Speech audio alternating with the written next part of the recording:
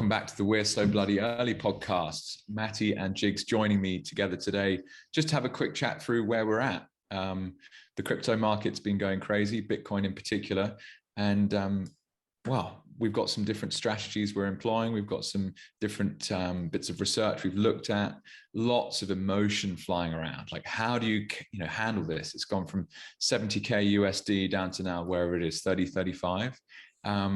Volatility is always something that my friends say, oh, I wouldn't buy it because of that. So yeah, boys, where are we at? I'll start with you, Jigsy. How are you feeling about the current scenario? Your personal wealth has taken a battering in the last 3 or 4 weeks or whatever. How does it make you all feel?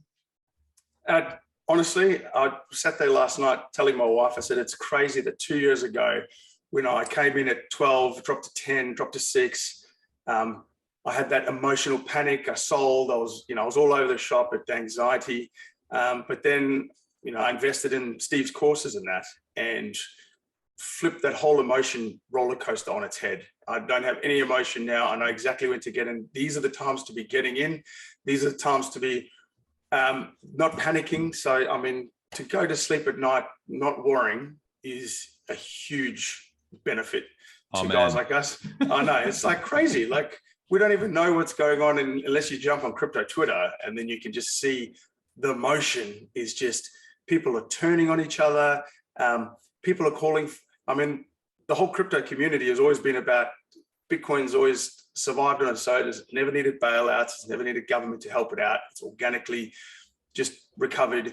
And here's people calling for, people need to step into projects, and CEOs and companies need to bail out guys that are getting liquidated. This is how you learn. The failure is how you get better and learn.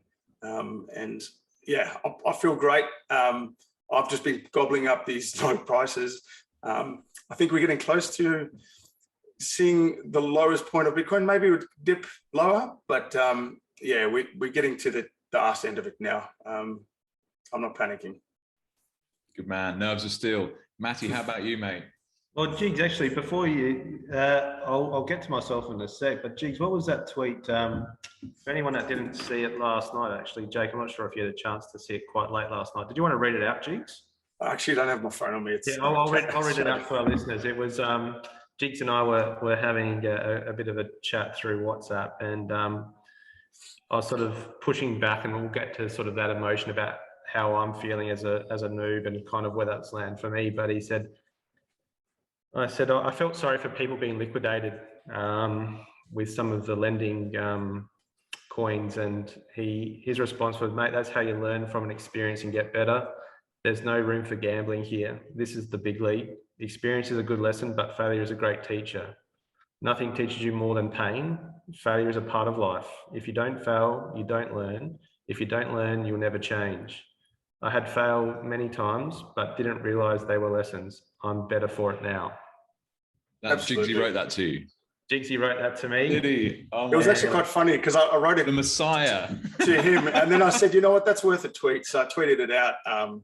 But it's so true. Like, I used to just, every time I failed, I just go, oh, I'm a failure. I'm a failure. That's who I am. And then when I finally learned that failing is part of getting better, like for our Aussie audience, they would understand who Johnny Wilkinson is, and you would know Jake.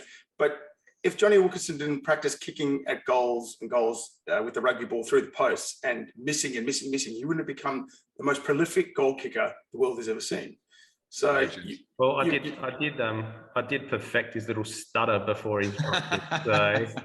The mini run up, yeah. The little mini run up. So, but going back to your question, Jake, the nerves of steel aspect, I think, is calmed by long-term projection and forecast.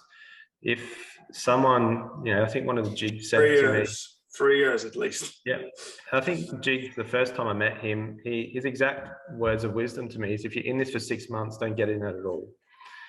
And anybody that I've peeled, orange peeled, I've given that same sentiment that, I believe in Bitcoin at 60,000, at 70,000, as I do at 35,000. My sentiment hasn't changed.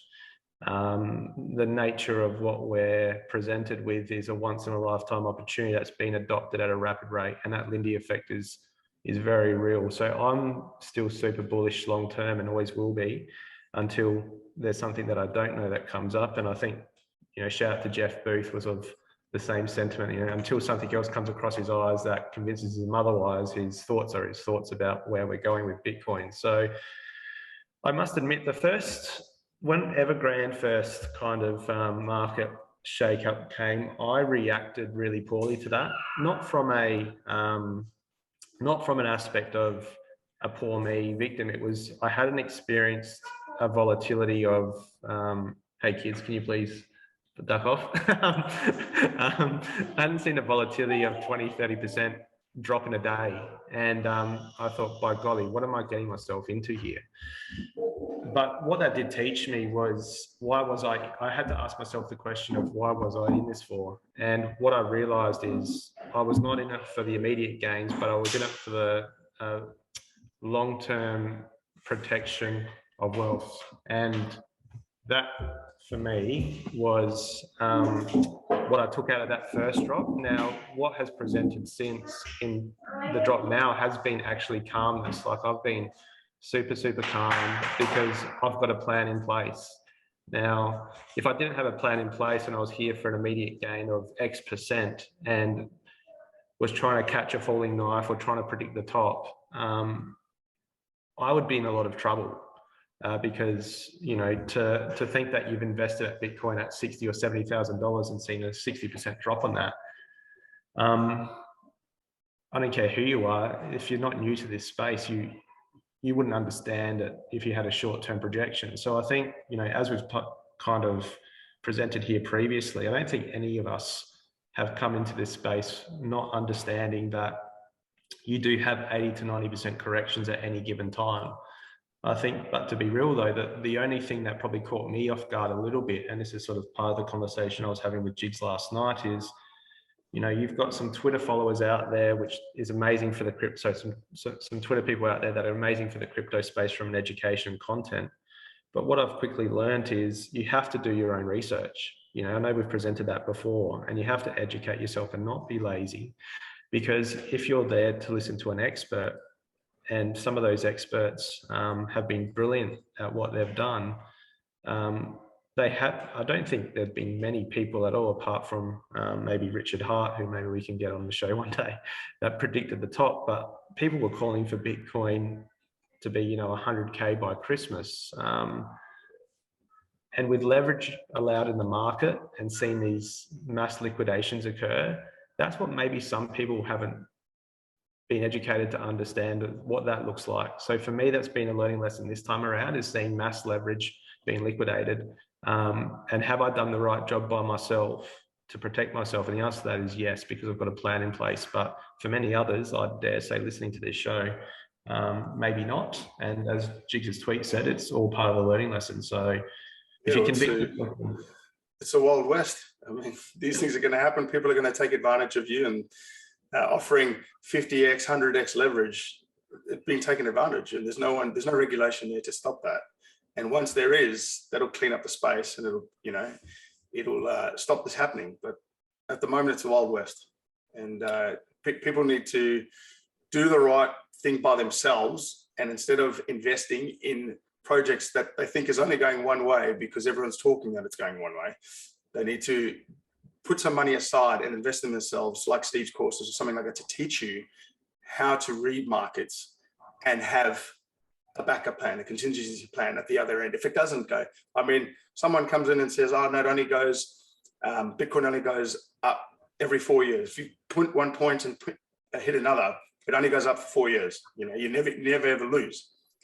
But there are 80, 90% drawdowns, and you've got to be prepared for them. And if you leverage yourself, you've got to be prepared that something is going to go down 80, 90%.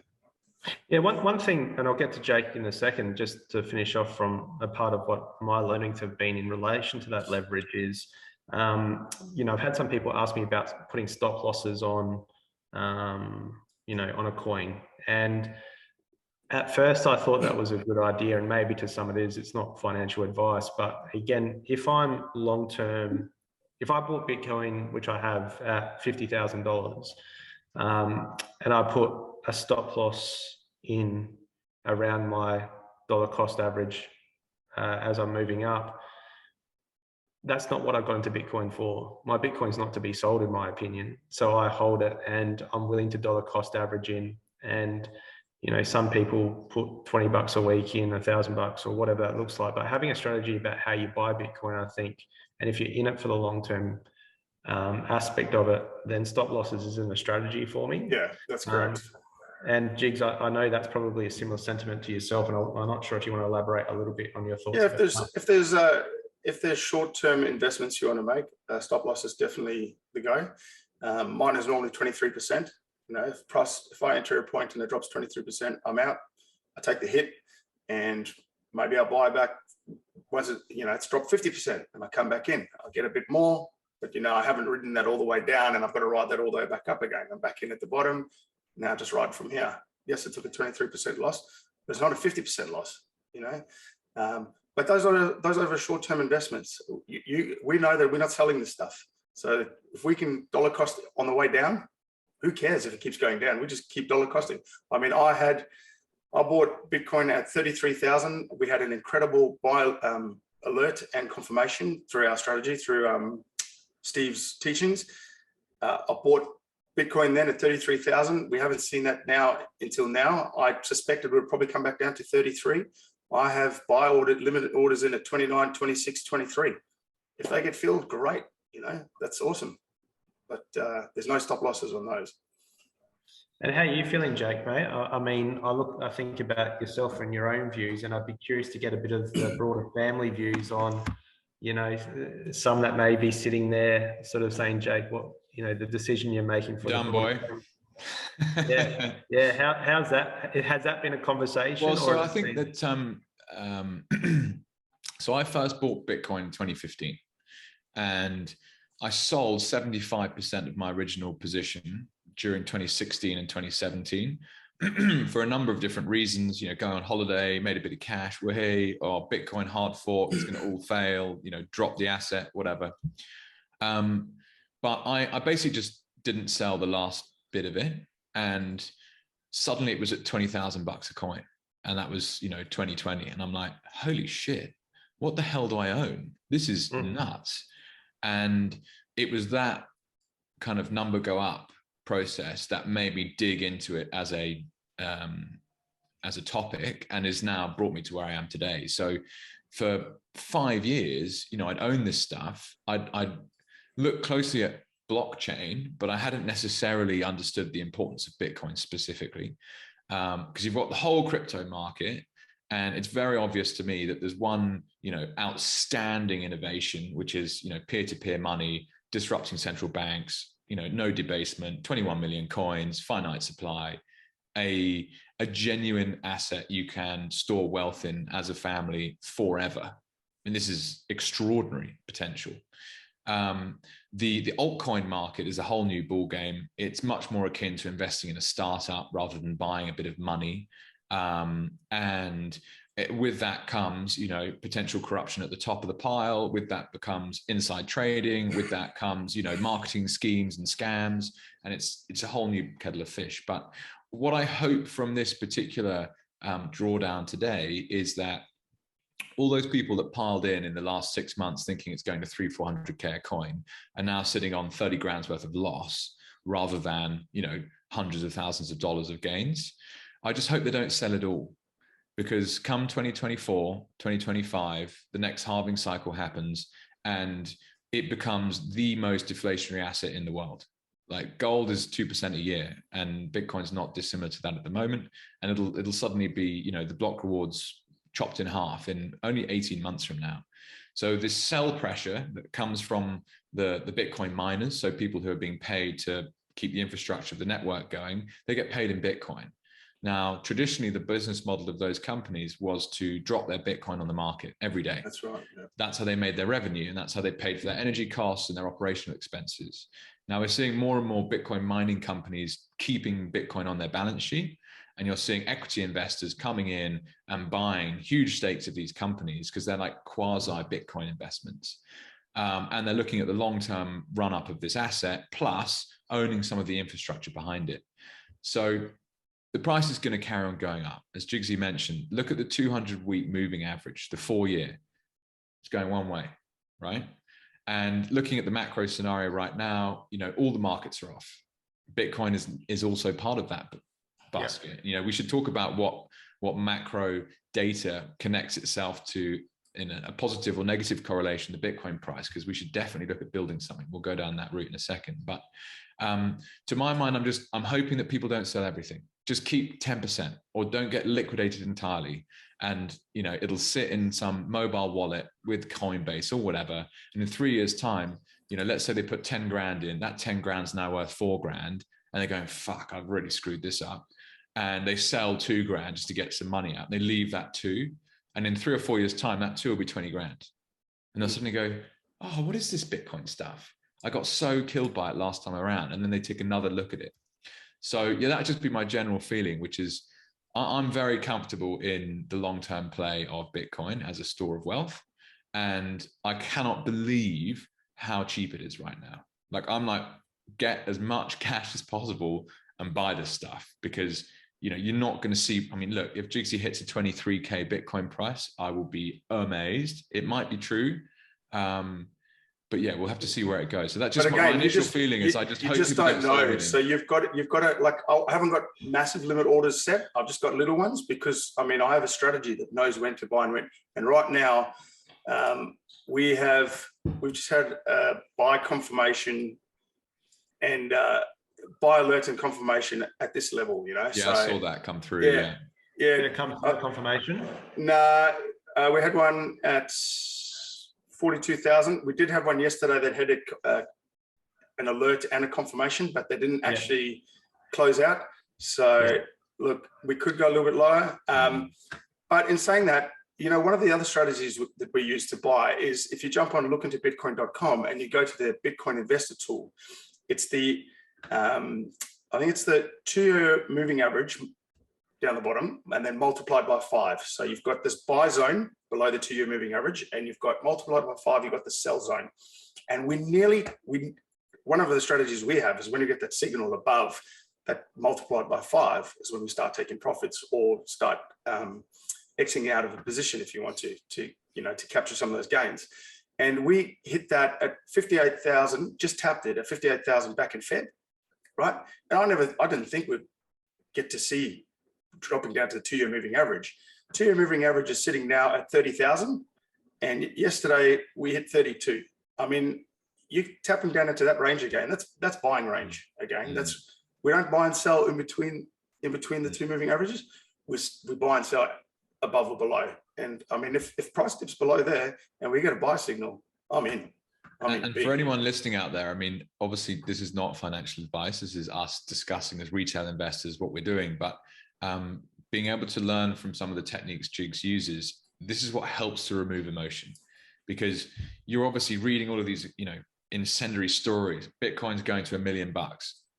Fuck, get me some of that stuff. Or like Bitcoin's going to $2. Oh, sell it now. And so with some of these some of this technical analysis, for example, looking at moving averages over a duration of time, 24 months, you can see, okay, actually we're getting pretty close to that moving average and what should be a very, a stronger uptrend. Well, how much lower can this actually go from this point before everyone's like, this is a bargain, I'm coming back in. And that helps to reduce the kind of emotion that's involved in this process and allows you time and space to basically forget about what your crypto assets are doing and just wait until the time comes where you can set it up on trading alert that you get an automated notification that goes, by the way, Bitcoin USD price is just touched the 200-week moving average, and boom, you have a kind of more data-driven approach to how to buy and when or 2-year moving average, or whatever it might be. Any questions on this? Because I've got a trend or a subject I'd like to move to. Yeah, no, I was just going to. Sorry, go, Matty. Sorry. No, I was going to handball it back to you just to maybe clarify a little bit further on that those moving averages and sort of that strategy of emotion, because to the viewers out there, what Jigs is talking and discussing about is the ability to make a non-emotional decision on when to buy and sell a coin, be it an altcoin or more importantly, Bitcoin, because as our story of wealth, where, the sell is more unlikely than where you are with altcoins. And I asked Jigs the first night when we were introduced together, it was, how do you go about doing this? And I think he used a story at one night. He was out at a club or a pub, and he went to the bathroom and got an alert on his phone to buy, and he's moved himself away from the friends and locked himself in the toilet to buy a coin. And I sort of didn't realize what that meant until recently, like literally being able to remove yourself from the noise. And there's a lot of noise out there. Like and that's what it is, because this market never sleeps, right? So maybe you can just tell that story, Jigsy. What happened? All right. I'd invested just explain a bit more detail as to how you have your alerts set up. You don't have to give away all of your magic sauce, but just roughly how it's done, and then what happened that time in the bond. Okay, so Steve teaches you to watch a number of indicators, and these certain indicators have to hit all different certain levels, and once they all tick these boxes, you get an alert, right? So I had invested in. I'd seen an opportunity to move a little bit of Bitcoin into an alt, because this alt was going to outperform Bitcoin. So I did that. It went up incredibly, right? And I took some profit off that and put it into USDC as some dry powder. I was at this party. Bitcoin had been sitting around that, I don't know. Let me just have a look at. Been sitting around. I remember when it was. I think it was roughly 60K. January. It was about a year ago. Yeah. Yeah, around that 60K region. 60K region, and then we started seeing a sell-off in May, and so yeah, I was in May, and I was at this party. I get an alert. And I'm like, okay, well, it gives me 5 to 6 days. And the way I'd work these alerts to get these notifications is I don't have the time to sit looking at charts all day. I've got kids. The market here in Australia closes at 11 a.m., opens at 11 a.m. I could be anywhere doing anything. So I actually saw someone from Airtasker in Croatia. I said, listen, do you know how to write code? He said, yes. I said, look, I need this, and this done. He goes, cool. $50 US. I said, bang, best $50 I've ever spent in my life. And yeah, I just get these notifications to my phone, just like a text. And it just tells me when something's happening in the market and I need to start paying attention. And then I got a confirmation text. And so yeah, I was sitting at this party, price tanked. I think I was in conversation to your brother-in-law, Jake. And I get this message and it goes, incredible buy. And I'm like, I got to go to the loo. I go to the loo, just put it straight in, and picked it up at the 33K region, which is not normally what I do, because it's inside that 2-year moving average. It might multiply by 5, but I had dry powder, and it was a massive sell-off and an incredible buy opportunity. So, do I want to sit in dirty fiat, or do I want to put in something? I'm trying to accumulate as much Bitcoin as I can. So yeah. And so to highlight Matty's point, this is a technique that allows you to invest without emotion. And it's without emotion because you only buy or you only sell when these, let's say, market characteristics exist. And without them, you're never going to buy and sell, which means that, how many of these signals do you get per year, Jigs? 5, perhaps? 5 to 10, maybe. Depends on whether it's a bull market, bear market, etc. But it's not. There's other couple of rules I've got in there. It's like, fuck, if I missed the buy, it's not that at all. Hence, right now, at the start of this conversation, Jigsy's just like Mr. Zen, his mind, right? I think it's so interesting. Yeah. Okay. So if I could move on to another subject, I think I'll just finish off there and conclude that. So it's really important that people that are getting burnt now, like I got burnt in that 12, 10, 6, 3 is when I went, okay, this is really painful. I've just lost a lot of money. I need to learn how to better myself. I could either sit there and sook and just go, well, crypto is not for me. Fuck that shit. But I didn't. I said, no, let's learn something. That's why I took a last little bit of capital I had and I invested in these courses, and it has made me substantial money, substantial. And if you can just take that pain and channel it into something positive, mate, then it's not pain. Just make pain your friend. Jake, continue. Yeah, so we touched on earlier, equity investors using Bitcoin mining as a quasi Bitcoin exposure. Just from some wider macro sentiment that's clearly out there today, one of the things that makes Bitcoin such an obviously valuable potential is the extraordinary rates of money printing that are going on from central banks, specifically the Fed in the United States. You know, they denominate 80-90% of global trade. If the Yanks print a shitload of money, then of course global trade gets heavily affected, and they almost kind of export their inflation in a sense. But in our lifetimes, 30, 40 years old, that inflation has never been so high. And these are official government numbers, knocking 7%.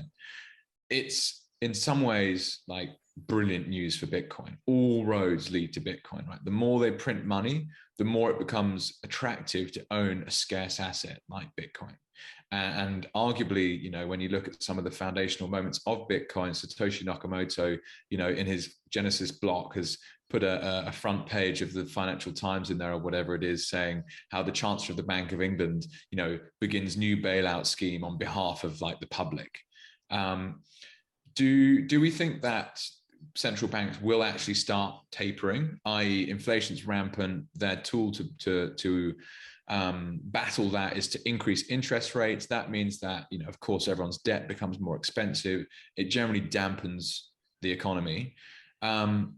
You listen to Greg Foss and some of these other guys that have traded the credit market for a long time. Bonds are worthless. They're actually, you're losing money every year. And if you're going to make them more expensive to own, that, is that how it works? Or do they end up earning more money from that? So that's a question actually I've asked myself, though I don't know the answer. But point is they start saying how it's impossible for these central banks to actually raise interest rates, because if they do, the debt stack is just going to completely implode. So although they're talking about tapering, is that going to happen? And how will that affect the Bitcoin price? And the second part of that is then, more and more people who are interested in Bitcoin, owning Bitcoin, are able to own quasi Bitcoin investments. So when you see like, Grayscale, for example, it's a fund, they own Bitcoin, they sell bits of their fund to people to have Bitcoin exposure. There's all this talk of ETFs, etc. A lot of people who are buying Bitcoin aren't actually buying Bitcoin. They're not using the Bitcoin network. They're not, owning their own keys. They don't have their own hardware wallets. They're using like a third party to get exposure to it, or owning MicroStrategy. So I just wonder how much that has affected the price as well. So more of a macro question and how you see that playing out. And then secondly, like if you can buy Bitcoin through a third party that you can actually own, because a lot of these funds can't buy Bitcoin yet. They're not allowed to, right? That's another reason why perhaps the price hasn't pushed up as high as we thought it would. Yeah,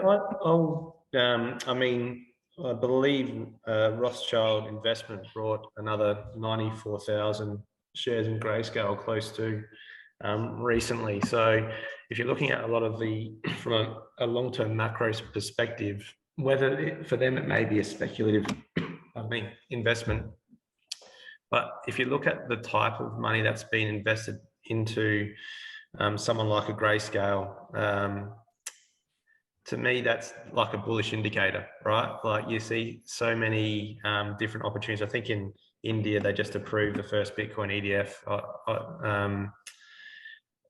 And for me, that is sort of governments are starting to really recognize, I think, quietly, I don't think it's spoken, where a lot of the old wealth is being transferred into either investment, indirectly or directly into Bitcoin through accumulation.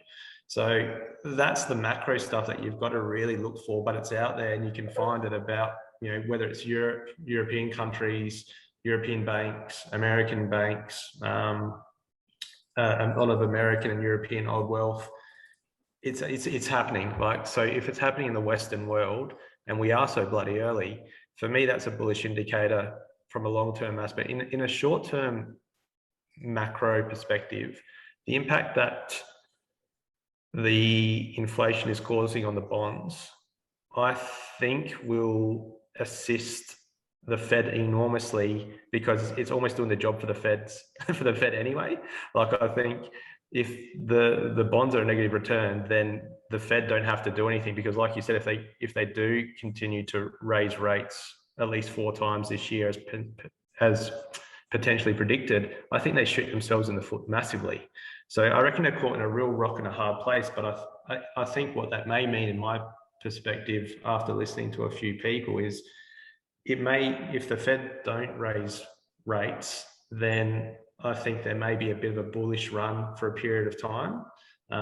I think a term used last night, I was listening to a video, is like a bit of a melt up. And I do believe that that is highly probable. Again, not financial advice. But if I was to look at macro and what's occurred from a pandemic aspect over the last 2 years, I think it would be almost a little bit negligent and naive of myself not to consider that a world recession is probably on the cards. Now, I'm not going to be able to time that or predict that, other than there's probably a higher percentage confidence that I have that that will occur and play out than it won't. So that's sort of where my brain is at, is I think, you know, the effect on the bonds market as a result of inflation, I think will possibly allow the Fed to buy more time, which might then bring some bullishness back into the marketplace, which will then see potentially a bit of a turnaround, and that may occur in the next sort of quarter. But then beyond that, I think once we hit the top of that run, I think we might be in trouble for quite a long time. But in saying that, when that pandemic first hit, I thought the world was going to end, and here in Australia, at least, it outside of the hospitality industry, a lot of industries really thrived. So, you know, I'm no guru and certainly don't know, but that's sort of where my head's at. So keen to get your thoughts on that, Jake and Jigs. Yeah, look, I don't like to get political and stuff like that, but there's an election coming up, and it doesn't do Biden any favors, raising rates. So maybe they scare the market by saying they're raising rates, and then they prop up the market, pump out a stimmy just before election, gets everyone, yes, let's vote him back in, you know, keep everyone happy, and that's your melt up, and then we. You know, after he's elected in, they don't care about us. Their job is just to get re-elected. That's it. And once they're back in, yeah, let it crash. You know, his term's done, and you know, who cares? He's made his money.